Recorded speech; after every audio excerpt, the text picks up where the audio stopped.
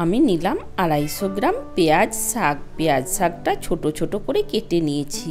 তার সাথে নিলাম একটা আলু, আলুটাও ছোট ছোট পিস করে কেটে নিয়েছি। আর নিলাম সামান্য মুগ ডাল।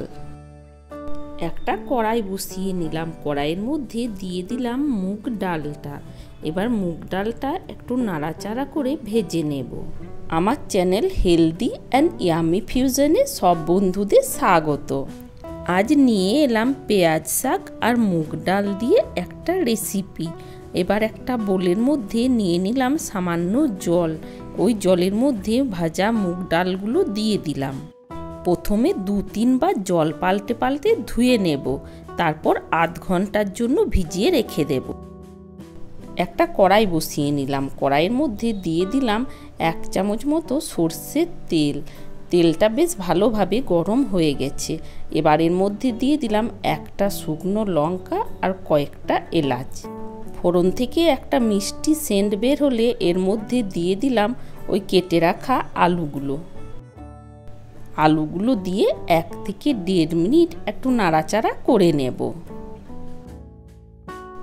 1-1.5 মিনিট নাড়াচাড়া করে নেওয়ার পর কিছুক্ষণের জন্য ঢাকা দিয়ে দিয়ে আলুটা ভেজে নেব। 1.5-2 মিনিট মতো আলুটা ঢাকা দিয়ে দিয়ে ভেজে নিয়েছি, আর মাঝে মাঝে একবার করে নাড়াচাড়া করে নিয়েছিলাম।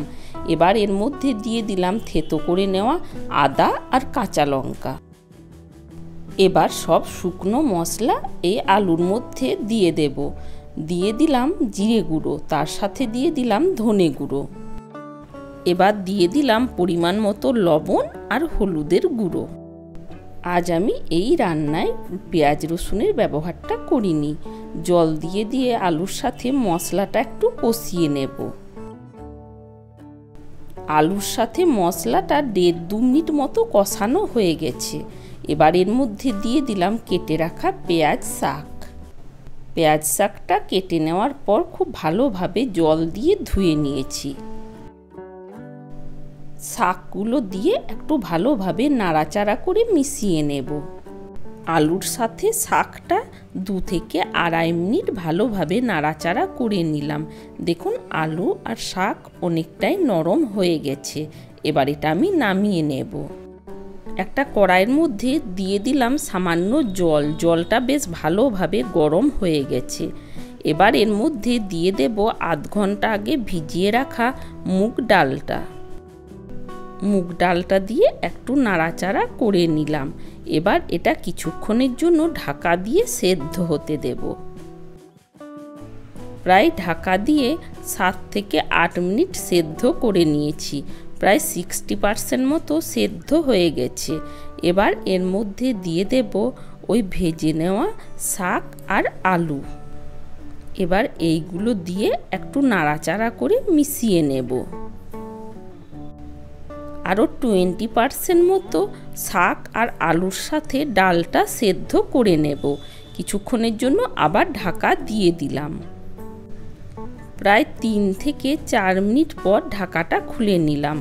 আমার রান্নাতে হলুদটা কম লাগছিল, তাই হলুদটা একটু দিয়েছি। তখন কিন্তু ক্যামেরাটা অন করতে ভুলে গিয়েছিলাম। দেখুন আলুটা সেদ্ধ হয়ে গেছে। এই রেসিপিতে মুগ ডালটা খুব বেশি সেদ্ধ করে নিলে ভালো লাগে না, তাই এটা 80% মতো সেদ্ধ করে নিয়েছি। দেখুন রান্না আমার কমপ্লিট হয়ে গেছে। এবার এর মধ্যে দিয়ে দেব সামান্য ঘি। আপনারা চাইলে একটু চিনিও দিতে পারেন। ঘিটা দিয়ে একটু নাড়াচাড়া করে নিলাম। আর এই রেসিপিটা শুধু ভাতের সাথে না, এটা রুটি পরোটার সাথেও খেতে কিন্তু দারুণ লাগে। একবার হলেও বানানোর অনুরোধ রইল।